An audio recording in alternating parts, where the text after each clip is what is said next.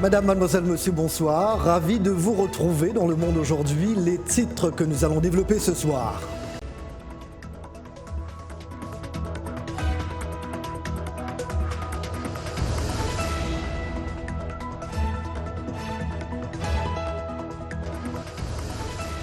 Le Premier ministre Benjamin Netanyahou du parti Likoud n'a ni revendiqué la victoire, ni reconnu sa défaite alors qu'il s'adressait mercredi à ses partisans. Il leur a dit qu'il travaillerait dans les prochains jours à la constitution d'un gouvernement sioniste fort qui exclurait les partis arabes. Il n'y a que deux options, soit un gouvernement que je dirige, soit un gouvernement dangereux basé sur des partis arabes. Son rival et ancien chef de l'armée israélienne, Benny Gantz, du parti bleu et blanc, a quant à lui déclaré devant ses supporters enthousiastes qu'il tenterait de former un gouvernement d'union qui exprimera la volonté du peuple. À partir de ce soir, nous entamerons les négociations. Nous chercherons à former un gouvernement d'union élargi qui exprimera la volonté du peuple. Une fois que les résultats définitifs seront connus, le président Reuven Rivlin tiendra des consultations avec chacun des chefs de parti et demandera soit à Netanyahou, soit à Gantz de former un gouvernement. Celui qui semble détenir la solution à cette impasse est l'ancien ministre de la Défense, Avigdor Lieberman. Ce dernier est à la tête du parti Israël Beitenu, soutenu par la Russie et favorable à un gouvernement d'union avec le Likoud de Netanyahou et les bleus et blancs de Gantz, tout en excluant le parti ultra-orthodoxe et les autres partis plus petits. Si ces résultats se confirment, le président israélien Reuven Rivlin aura pour tâche de sélectionner le candidat qui, selon lui, offre les meilleures chances de former une coalition stable. Le candidat aura alors jusqu'à 6 semaines pour former une coalition.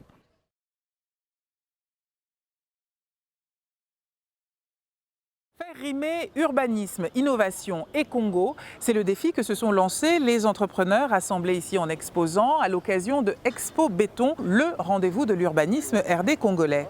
Rencontre. Il faut penser une nouvelle façon de construire. C'est pour ça que l'innovation est au cœur de la construction et les ponts que moi je propose aujourd'hui, ce sont des ponts innovés. Pierre Loabeya Mukendi est un ingénieur civil formé au Canada. Pour répondre aux défis que représente l'engorgement de la ville de Kinshasa, sa passion, des ponts jamais encore construits en RDC. On va plus travailler au niveau de la préfabrication des ponts. Pour venir le poser directement sur les sites auxquels ils doivent finir afin de réduire au minimum l'impact social ou socio-économique qu'ils peuvent avoir dans la collectivité, dans la ville. Autre fléau contre lequel doivent lutter les habitants de Kinshasa, les incendies. La proposition d'Anakle Mutombo, faire de chaque quinoa un pompier domestique. Il s'agit pour une maison d'avoir un système qui lui permet de détecter en cas de début d'incendie, un incendie, et d'avoir un moyen de pouvoir le maîtriser à temps sans qu'on ait besoin de sapeurs-pompiers. Plus besoin de pompiers donc, mais d'argent. Le kit anti-incendie de M. Mutombo coûte près de $500. Et pour Tony Ngumbu, le solaire doit et peut venir au secours des délestages, autre lieu commun quand on vit à Kinshasa. Le solaire n'est pas nouveau, cependant dans la gestion du solaire, il y a beaucoup d'innovations. Dans notre cas, nous offrons par exemple un système de stockage basé sur du lithium phosphate, ce qui fait en sorte que nos batteries sont parmi les plus performantes sur le marché actuellement. Cette édition était la 4e d'Expo Béton et coïncidait avec les 20 ans d'ONU Habitat, co-organisateur de l'événement. Afin d'approfondir ce qui a été évoqué pendant les 4 jours d'Expo Béton, la République démocratique du Congo a annoncé son grand rendez-vous de l'urbanisme, le tout premier, le Forum urbain national, prévu du 29 au 31 octobre prochain, avec pour thème « Pour des villes sûres et durables ». Anastasie Tudièche pour VOA Afrique, Kinshasa.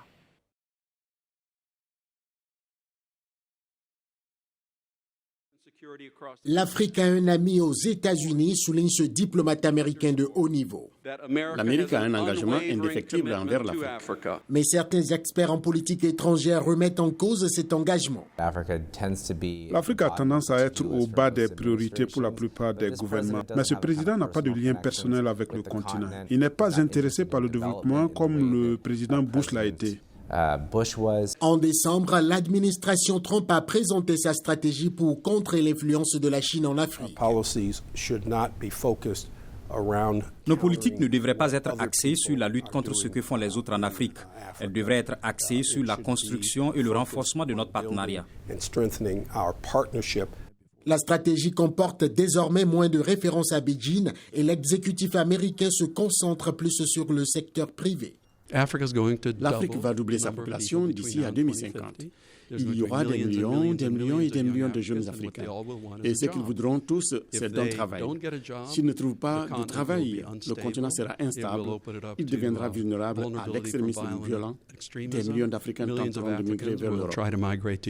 L'administration Trump a lancé en juin la Société américaine de développement financier qui augmente le financement des investissements américains dans les pays à revenus faibles et intermédiaires. Elle vise également à éliminer les obstacles empêchant les entreprises américaines de trouver des opportunités commerciales en Afrique.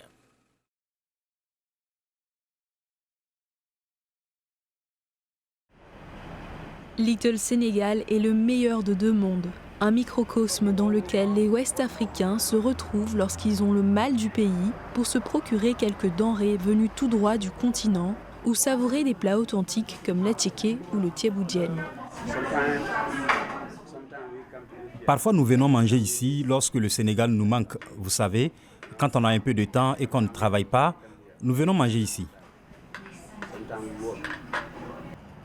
À Little Sénégal, même si les affaires marchent, le nombre de restaurants et de commerces a nettement diminué au cours de la dernière décennie.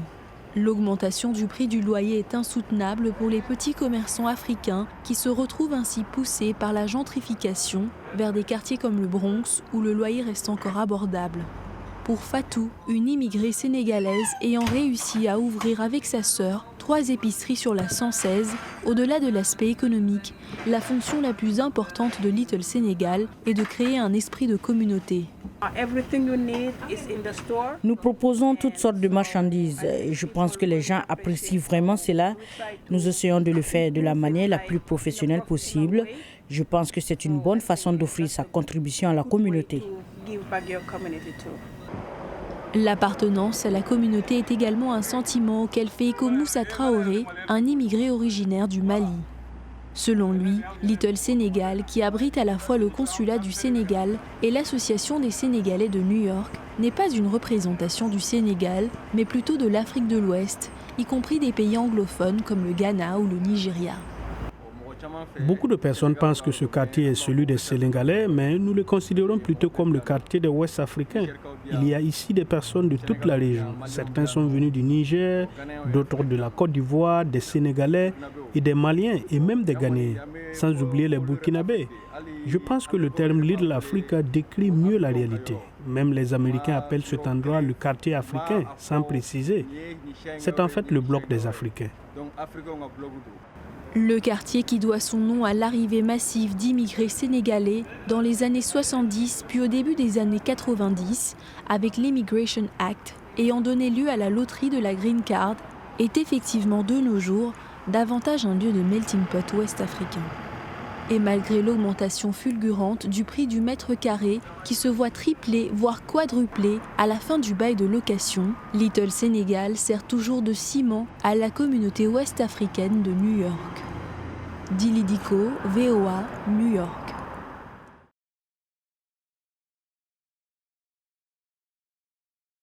Bonsoir à tous. Vous le disiez en titre, le Burkinabé Cheikh Hassan Sanou, dit Iron Bibi, fait une fois de plus parler de lui. Le champion du monde 2019 en log lift a battu le vainqueur de l'Amérique du Nord 2019, l'Américain Ivan Singleton alias T-Rex, dans une compétition qui consistait à déplacer un véhicule en courant. Iron Bibi a franchi donc la ligne d'arrivée en premier en 11 secondes 12 contre 11,25 pour son concurrent. Dans cette même veine de l'haltérophilie, l'Égypte a été suspendue par la Fédération internationale de la discipline suite à une série de 7 contrôles antidopage positifs chez des jeunes haltérophiles en 2016. Le pays des pharaons ne participera donc pas aux championnats du monde qui ont débuté aujourd'hui en Thaïlande et se poursuivront jusqu'au 27 septembre. La Fédération égyptienne dispose de 21 jours pour faire appel devant le tribunal arbitral du sport. Le pays des pharaons pourrait en théorie être aussi écarté des Jeux olympiques de Tokyo 2020 si le TAS confirme sa suspension. En rugby, le Japon accueille la Coupe du monde de la compétition ce vendredi et ce jusqu'au 2 novembre prochain. Sur les 20 pays africains, les 20 pays qualifiés pour la phase finale, 2 sont africains, la Namibie et l'Afrique du Sud. Quelles sont leurs chances? Nous vous proposons une présentation de ces équipes africaines aujourd'hui et demain. Et nous commençons avec les Springboks de l'Afrique du Sud. Suivez.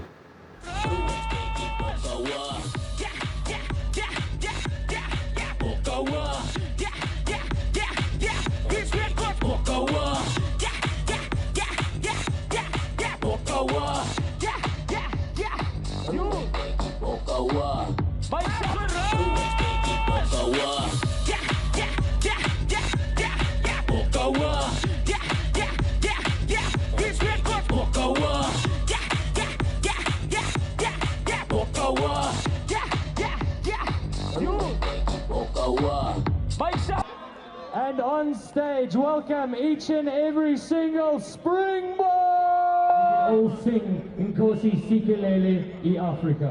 Voilà donc pour cette équipe sud-africaine. On se retrouve demain et on parle de la Namibie. À 25 km de Dakar, Rufisque croule sous les déchets. Plastique et ordures ménagères sont devenus le paysage quotidien des habitants. Tristement célèbre pour son insalubrité, ce canal se déverse directement dans l'océan, point de chute de la majeure partie des déchets de la ville. Karim est né à Rufisque, il se souvient d'une ville propre il y a encore 20 ans. Quand on était jeune, le canal il était propre. On parvenait même à trouver du poisson. On voyait des petits poissons et des crabes. Donc franchement maintenant, vous le constatez vous-même, hein, ce n'est plus ce que c'était. Maintenant c'est un canal de déchets. Alors avec son appareil photo, il cherche à dénoncer la situation. En 2013, il crée SOS Rufisque, une association pour inciter les habitants à changer leurs habitudes. Régulièrement, il organise des opérations de nettoyage, comme ici en avril 2019, où plus de 600 personnes s'étaient mobilisées. Mais quelques mois plus tard, le constat est amer. Les riverains qui habitent autour du canal sont les principaux responsables de cette situation. Ils déversent tous leurs déchets sur le canal et les gens du marché en rajoutent. Qui va nettoyer ça? Dans le marché, la mairie a fait évacuer une partie des petits commerces qui s'étendent chaque année et participent à l'augmentation des déchets. Une opération déguerpissement qui ne suffit pas, selon l'organisation SOS Rufisque. Aujourd'hui, pour moi, pour changer les choses, il faut aller là où se décident les choses. Parce que finalement, nous, on n'est que de pauvres citoyens impuissants, sans moyens. On n'a que nos yeux pour constater et notre langue pour crier. Récemment, le chef de l'État a lancé un plan national d'assainissement, l'une de ses promesses de campagne. À Rufisque, les habitants craignent d'être laissés pour compte et attendent des solutions concrètes.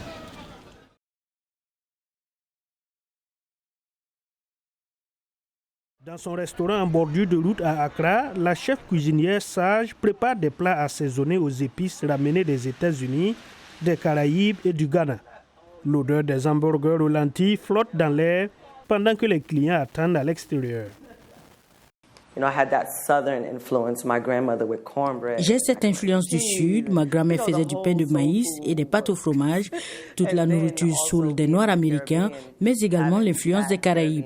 Je ne sais pas si beaucoup de personnes vivant en Afrique savent que les aliments dans les Caraïbes sont si semblables parce que vous avez des descendants directs de l'Afrique aux Caraïbes.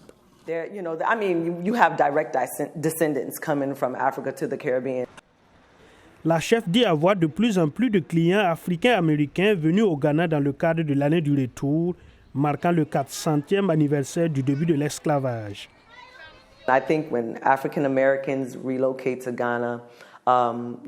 Lorsque les Africains-Américains viennent au Ghana, considérés comme notre patrie, nous sommes heureux. Mais en ce qui concerne la nourriture, vous cherchez toujours ce à quoi vous êtes habitués. J'attire les Africains-Américains parce que j'ai toutes les saveurs dans chaque repas. Comme traiteur, elle sert aussi des repas à domicile à Accra avec son café hebdomadaire au bord de la route. Le menu change chaque semaine, variant de la tarte aux patates douces aux tacos, sans oublier les salades mixtes préparées avec des ingrédients locaux. Il y a quelque chose qui nous rassemble comme un seul peuple et qui peut se ramener à la nourriture. Pour la chef cuisinière, cette année est aussi un bon moment pour réfléchir sur l'histoire et le patrimoine commun aux Noirs du monde. Voilà, point final à ce journal. Merci d'avoir été des nôtres ce soir. Rendez-vous demain, même heure, même endroit. Merci à toute l'équipe qui se joint à moi pour vous souhaiter une très belle soirée. Merci, à demain.